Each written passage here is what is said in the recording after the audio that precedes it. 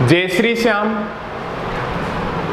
आज हमारा टॉपिक रहेगा बीएससी फाइनल फिजिक्स का यूनिट 5 का लेक्चर नंबर 7 रहेगा। BSc BEd third year physics का यूनिट 3 का लेक्चर नंबर 7 रहेगा। और आज हम डिस्कस करेंगे फ्रैंक हर्ट्ज प्रयोग तथा विविक्त ऊर्जा अवस्थाएं के बारे में आज चर्चा करेंगे। ठीक है, तो आज इस एक्सपेरिमेंट के अंदर क्या है भी फ्रैंक हर्ट्ज प्रयोग की सहायता से क्या है भी किसी परमाणु की ऊर्जा अवस्था के बारे में चर्चा करेंगे। ठीक है, भी ऊर्जा अवस्था के बारे में आपको मीन्स बता दूं भी ये मान लीजिए भी किसी परमाणु जैसे हाइड्रोजन परमाणु मानना था, उसकी ग्राउंड मूल ऊर्जा स्तर हो गया, प्रथम उत्तेजन अवस्था होगी, द्वितीय उत्तेजन अवस्था होगी, जिस प्रकार से तृतीय उत्तेजन अवस्था होगी। तो क्या बताता है भाई मूल ऊर्जा स्तर से प्रथम ऊर्जा स्तर के अंदर जाने के लिए उसे कितनी ऊर्जा की आवश्यकता होती है, या प्रथम उत्तेजन अवस्था स्तर के अंदर जाने के लिए कितनी एनर्जी की आवश्यकता होती है, उसके बारे में डिस्कस करेंगे। ठीक है, और हाइड्रोजन परमाणु के लिए तो हमने है ना थ्योरेटिकल डिराइव कर लिया था, भी इस प्रकार से निकाल सकते हैं। बट इस एक्सपेरिमेंट की सहायता से भी क्या भी किसी भी मान लीजिए हाइड्रोजन मान लो, हीलियम मान लो, पारा मान लो, किसी की क्या भी ऊर्जा अवस्था के बारे में क्या भी आप इसको निकाल सकते हैं। ठीक है, मूल ऊर्जा स्तर से प्रथम उत्तेजन अवस्था स्तर के अंदर जाने के लिए कितनी एनर्जी की आवश्यकता होगी, वो आप क्या भी इसकी सहायता से क्या भी आप डिराइव कर सकते हो। तो हम स्टार्ट करते हैं। भी इसके अंदर ये बताता है भी फ्रैंक तथा हर्ट्ज ने 1914 के अंदर इस एक्सपेरिमेंट की खोज की और किसी परमाणु की क्या भी ऊर्जा अवस्था को डिराइव करने के लिए क्या भी इस एक्सपेरिमेंट का निर्माण किया। इस एक्सपेरिमेंट की सहायता से क्या भी उन्हें समझाया। तो हम इससे सबसे पहले इस एक्सपेरिमेंट पे डिस्कस करते हैं। तो देखते हैं भी क्या बताता है।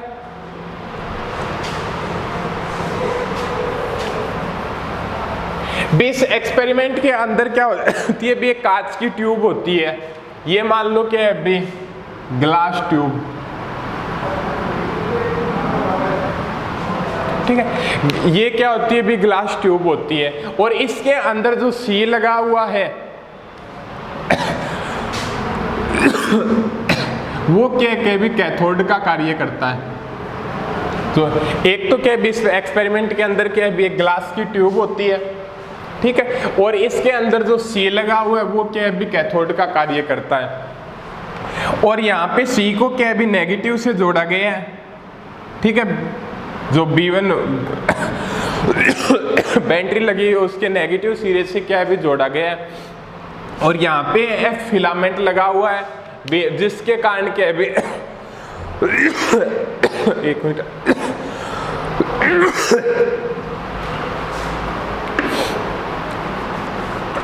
दोबारा देखिएगा भी यहाँ पे क्या है भी एक ग्लास ट्यूब लगी हुई है। ठीक है, इस सिरे पे क्या है भी कोई कैथोड लगा हुआ है जिसे बैटरी के नेगेटिव सिरे से जोड़ा गया है, और कैथोड सी से यहाँ पे कोई F फिलामेंट तापायनिक गर्म फिलामेंट F है, जिसके कारण कैथोड सी से क्या है भी इलेक्ट्रॉन उत्सर्जित होते हैं।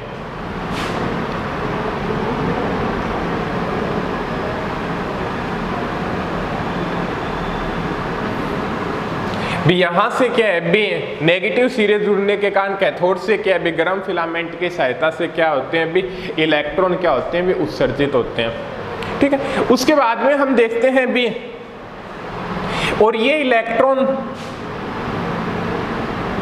ठीक है यहाँ पे ग्रिड तार की ओर जाते हैं। ये इलेक्ट्रॉन क्या है भी यहाँ पे कोई ग्रिड लगा हुआ तार जिसकी तरफ जाते हैं, इसको क्या है भी धनात्मक विभव पे रखा जाता है।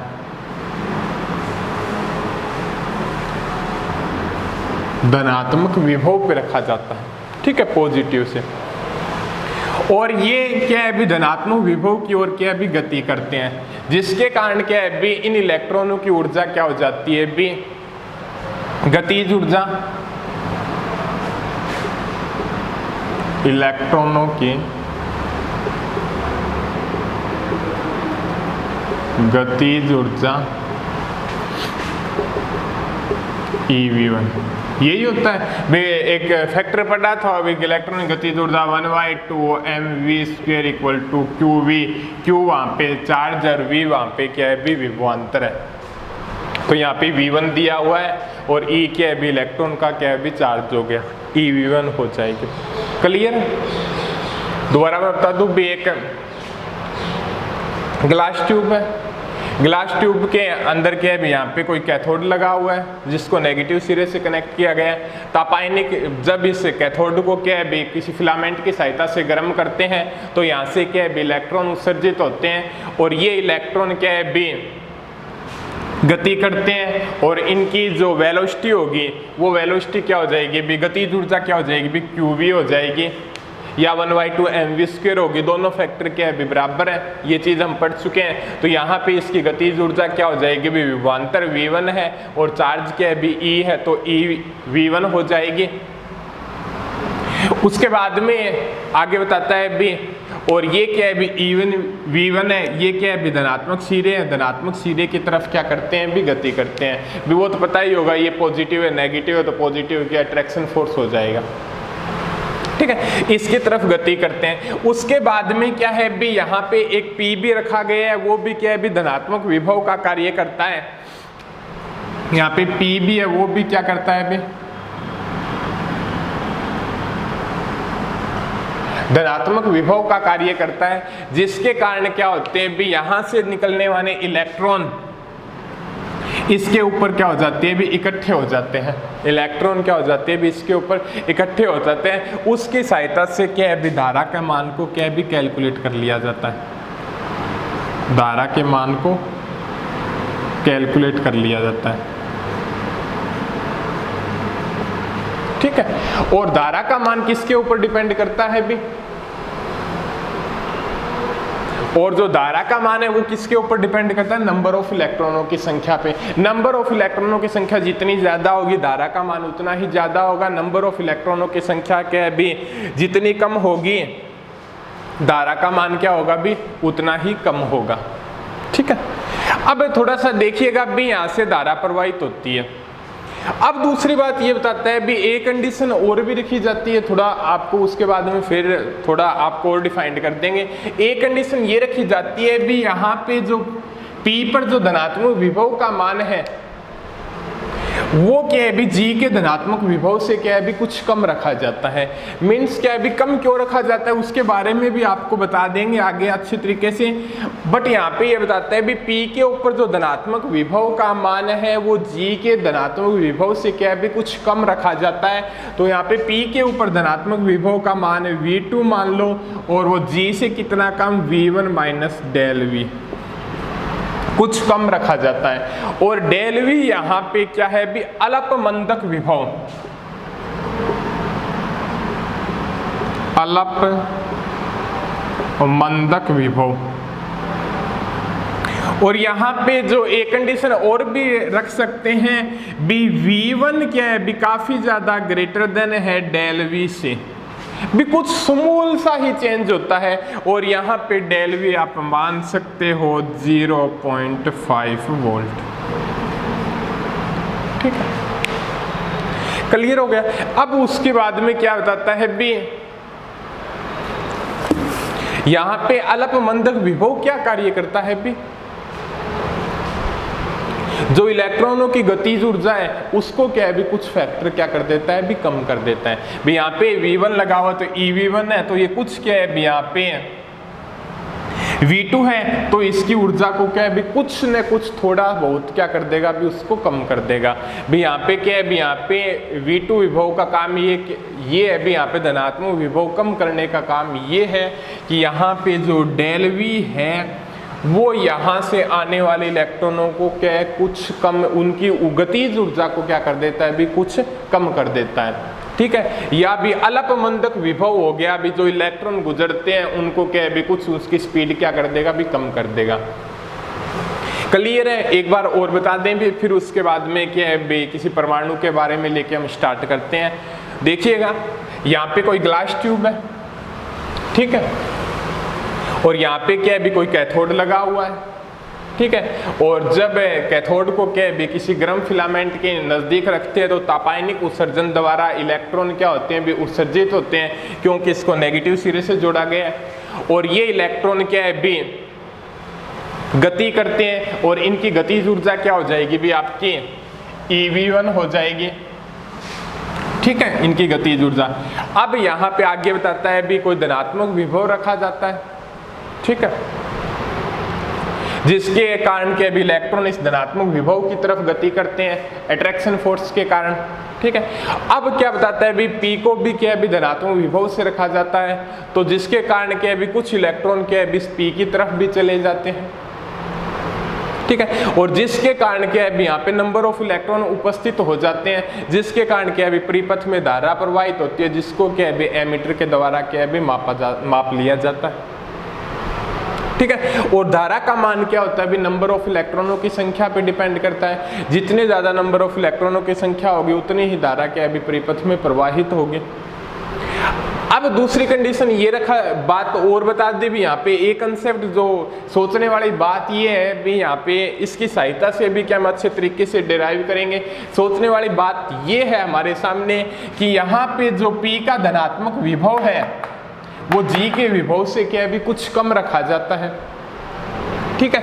और ये हो गया भी V2 क्या भी कुछ कम रखा जाता है। कम इसलिए रखा जाता है या भी डेल वी यहाँ पे अल्प मंदक विभव का काम ये करता है भी यहाँ से जो इलेक्ट्रॉन आते हैं उनकी कुछ न कुछ स्पीड को क्या कर दे भी कम कर दे, ठीक है। भी यहाँ पे इस अट्रैक्शन फोर्स की क्षमता कम होगी और यहाँ पे अल्प मंदक विभव ये कार्य करता है भी कुछ न कुछ उसकी स्पीड को क्या कर दे कम कर दे, जिसके कारण क्या होगी उनकी वेलोसिटी कम हो जाए। वेलोसिटी कम हो जाए तो उनकी क्या भी गतिज ऊर्जा का फैक्टर भी क्या हो जाएगा कम हो जाएगा। और यहाँ पे एक तो गतिज ऊर्जा कम हो जाएगी, इसके अकॉर्डिंग सेटिस्फाई हो गया। दूसरा क्या है QV है तो यहाँ पे ev2 होगा, V2 से जुड़ा हुआ होगा, मान सकते हैं एक ही बात है। विभवांतर V2 से कैलकुलेट कर देता हूँ तो वो क्या हो जाएगा इसकी गतिज ऊर्जा के मान में क्या हो जाएगी भी कुछ न कुछ कमी हो जाएगी।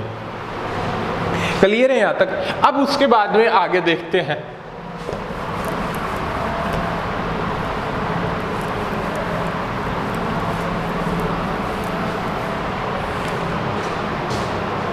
क्लियर हो गया यहाँ तक, धारा होगी। अब इसके अंदर क्या होता है भी कोई पदार्थ भर दो, मरकरी भर देते हैं या पारा, एक ही बात होती है Hg,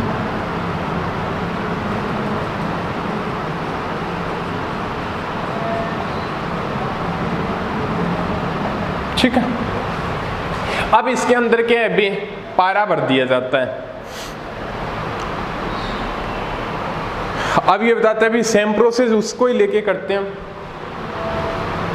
जब कैथोड C से उत्सर्जित इलेक्ट्रॉन ग्रिड G की ओर गति करते हैं, नॉर्मल सी बात है, यहाँ से इलेक्ट्रॉन उत्सर्जित होंगे और ग्रिड G की ओर गति करते हैं तो वो पारे के परमाणुओं के साथ प्रत्यास्थ टक्कर करते हैं और प्रत्यास्थ टक्कर के कारण उनकी गतिज ऊर्जा के फैक्टर में क्या है इलेक्ट्रॉनों की गतिज ऊर्जा के फैक्टर में क्या भी कोई परिवर्तन नहीं होता और वो क्या है P तक पहुंच जाते हैं और हमारे पास क्या भी धारा के मान को नोट कर लिया जाता है। कहने का मतलब यहाँ से जब इलेक्ट्रॉन उत्सर्जित होते हैं तो वो क्या है भी जो पारा भरा हुआ है उसके परमाणुओं के साथ क्या करेंगे भी टक्कर करेंगे और वो टक्कर क्या होती है भी प्रत्यास्थ टक्कर होती है, जिसके कारण क्या होते हैं भी उनकी गतिज ऊर्जा के मान में कोई परिवर्तन नहीं होता और वो P पर पहुंच जाते हैं और वहां से क्या भी धारा के मान को कैलकुलेट कर लिया जाता है। ये तो होगी प्रत्यास्थ टक्कर के बारे में। प्रत्यास्थ टक्कर के कारण क्या भी किसी भी प्रकार का चेंज नहीं आएगा। अब बात भी धारा के मान में भी कोई प्रत्यास्थ टक्कर हुई तो कोई उसकी वेलोसिटी के मान में कोई भी चेंज नहीं हुआ तो हमें नो चेंज, ठीक है। अब यदि क्या भी अप्रत्यास्थ टक्कर होती है, कौन सी अप्रत्यास्थ टक्कर,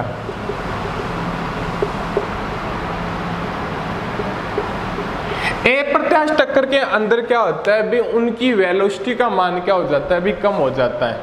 ये बात पड़ी है जब कोई भी पात्र का अणु जब दीवार से टक्कर करता है, यदि अप्रत्यास्थ टक्कर करता है तो उस पात्र के अणु की क्या हो जाती है भी वेलोसिटी कम हो जाती है। तो ये मान लीजिए भी ये अप्रत्याश टक्कर करता है पारे के परमाणुओं के साथ। जब अप्रत्याश टक्कर होती है तो क्या कंसेप्ट सामने आते हैं, तो उसके डिस्कस करते हैं भी। जब इलेक्ट्रॉन, बता दें भी, जब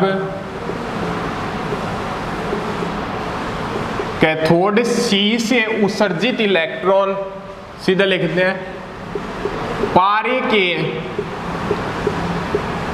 परमाणुओं के साथ अप्रत्याश टक्कर करता है,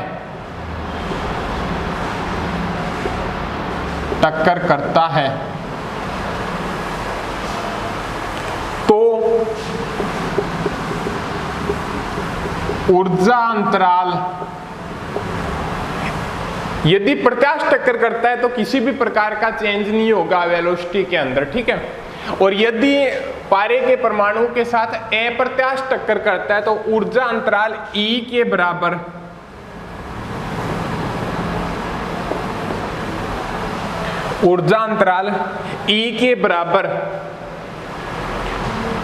ऊर्जा से पारे के परमाणु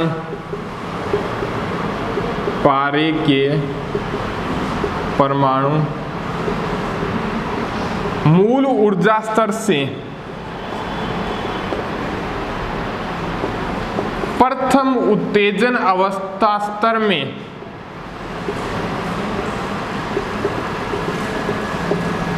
चले जाते हैं।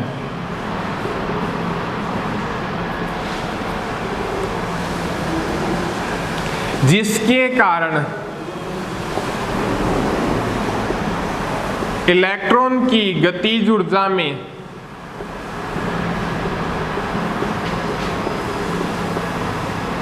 कमी हो जाती है। ये बात मोस्ट इंपॉर्टेंट है। इसके अकॉर्डिंग क्या भी उसके डिस्क्रीट एनर्जी लेवल को क्या भी उसकी ऊर्जा अवस्था के फैक्टर को क्या भी हम डिराइव करेंगे। इस फैक्टर के अंदर क्या बताता है भी, जब इलेक्ट्रॉन क्या है पारे के परमाणुओं के साथ भी यहाँ से इलेक्ट्रॉन कैथोड C से इलेक्ट्रॉन उत्सर्जित होंगे, उत्सर्जित होने के कारण क्या है वो ग्रिड G की तरफ क्या करेंगे भी गति करेंगे।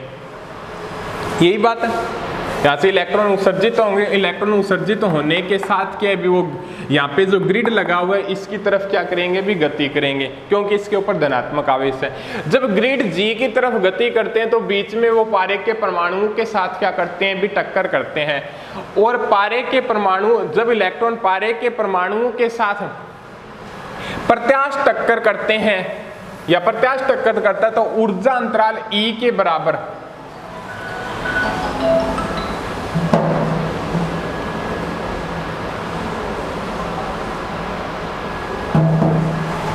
पारे के परमाणुओं के साथ क्या भी प्रत्याश टक्कर करता है तो ऊर्जा अंतराल E के बराबर ऊर्जा से पारे के परमाणु मूल ऊर्जा स्तर से प्रथम उत्तेजन अवस्था स्तर में क्या हो जाते हैं भी चले जाते हैं।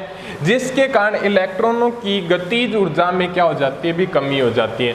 दोबारा मैं बता दूं, जब इलेक्ट्रॉन क्या है भी पारे के परमाणुओं के साथ, ठीक है, प्रत्याश टक्कर करता है भी, इलेक्ट्रॉन पारे के परमाणु के साथ प्रत्याश टक्कर करता है तो पारे के परमाणु क्या है भी इलेक्ट्रॉनों से कुछ ऊर्जा लेकर क्या है भी उच्चतम या प्रथम उत्तेजन अवस्था स्तर में चले जाते हैं। जिसके कारण क्या होती है भी इलेक्ट्रॉनों की ऊर्जा में क्या हो जाती है भी कमी हो जाती है, गतिज ऊर्जा में क्या हो जाएगी कमी हो जाती है।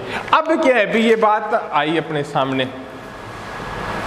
अब जब इलेक्ट्रॉनों की गतिज ऊर्जा में कमी होगी तो क्या लिखें 1/2 MeV²।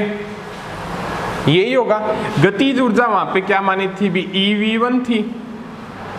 ग्रिड G की तरफ पहुंचेंगे तो EV1 माइनस क्या हो जाएगा भी E हो जाएगा। बात समझ में आ गई। यहाँ से इलेक्ट्रॉन है, जब ग्रिड G से प्रो इलेक्ट्रॉन पारे के परमाणुओं के साथ टक्कर करेंगे तो अप्रत्याश टक्कर करेंगे, जिसके कारण क्या है पारे के परमाणु प्रथम उत्तेजन अवस्था मूल ऊर्जा स्तर से प्रथम उत्तेजन अवस्था स्तर में चले जाएंगे। जिसके कारण क्या हो जाएगी भी ऊर्जा क्या ले लेंगे वो इलेक्ट्रॉन की ऊर्जा कौन ले लेगा भाई पारे का परमाणु ले लेगा। जिसके कारण इलेक्ट्रॉन की अपनी ऊर्जा क्या हो जाएगी कम हो जाएगी। और वो कम क्या हो जाएगी भी जितना जो ऊर्जा अंतराल होगा, जितना पारे का परमाणु क्या है भी ऊर्जा लेके प्रथम ऊर्जा स्तर में जाएगा उतनी ऊर्जा क्या हो जाएगी भी कम हो जाएगी। और ये ऊर्जा कम होने से, ठीक है,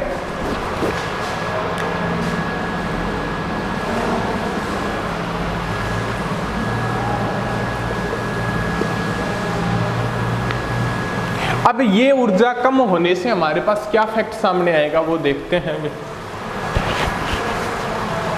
अब ये ऊर्जा कम होने से ग्रिड जी पर जो नंबर ऑफ इलेक्ट्रॉन पहुंचेंगे उनकी ऊर्जा क्या हो जाएगी भी कम हो जाएगी।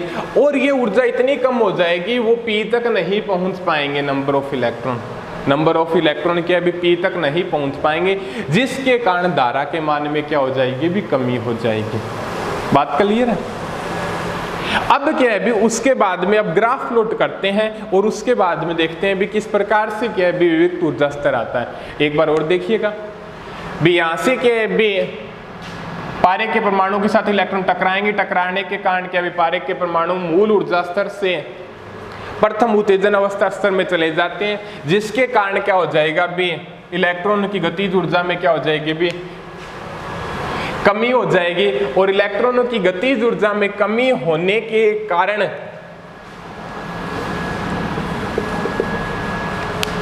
गतिज ऊर्जा में इलेक्ट्रॉन की गतिज ऊर्जा में कमी होगी, और कमी होने के कारण क्या भी उनकी स्पीड इतनी कम हो जाएगी वो पी पॉइंट तक क्या है भी नहीं पहुंच पाएंगे, और पी पॉइंट पर नंबर ऑफ इलेक्ट्रॉन नहीं पहुंचेंगे, जिसके कारण धारा के मान में क्या हो जाएगी भी कमी हो जाएगी। यहाँ तक हो गया अभी आपका क्लियर। अब उसके बाद में क्या अभी ग्राफ देखते हैं और उस ग्राफ की सहायता से क्या अभी हम बताते हैं भी किस प्रकार के रिजल्ट सामने आएंगे। तो वो देखिएगा अभी ग्राफ के ऊपर डिस्कस करते हैं।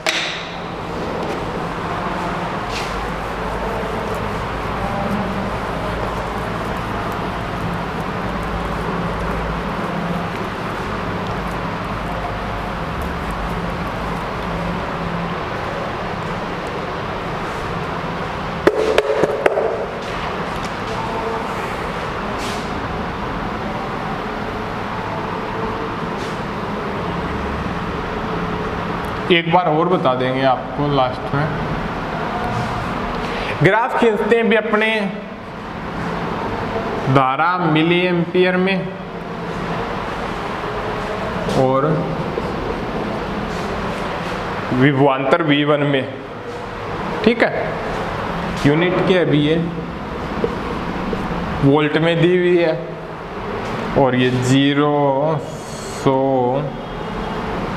200, 300, ठीक है।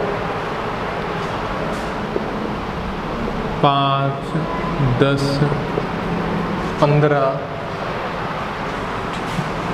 एक बार ग्राफ बना देते हैं भी आपके सामने और फिर डिस्कस करते हैं।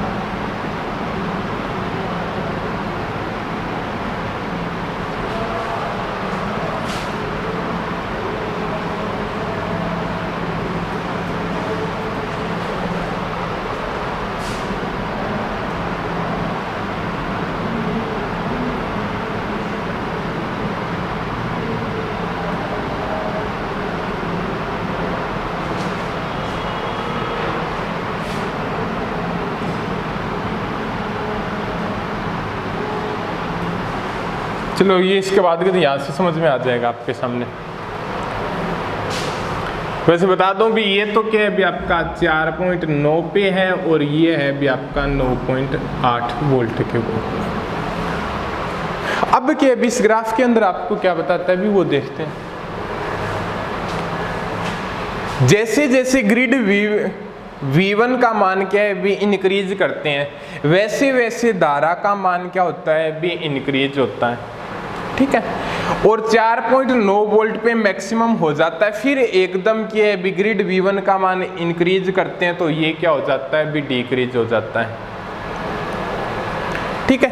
अब ये डिक्रीज होगा, फिर क्या होगा भी फिर थोड़ी देर बाद में V1 का मान और इंक्रीज करते हैं तो 9.8 वोल्ट के ऊपर क्या है भी फिर ये मैक्स इंक्रीज हो जाता है, फिर वापस डिक्रीज होना स्टार्ट होता है, फिर इंक्रीज होता है, फिर डिक्रीज होता है। इस प्रकार इंक्रीज डिक्रीज क्या है भी अवस्था चलती हुई रहती है। इसका रीजन क्या है? इसका रीजन ये है कि स्टार्टिंग के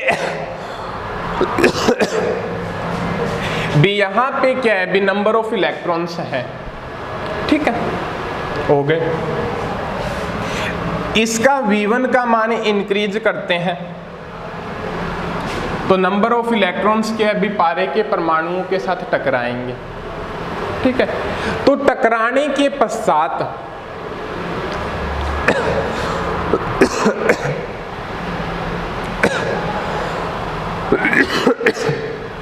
देखिएगा, हाँ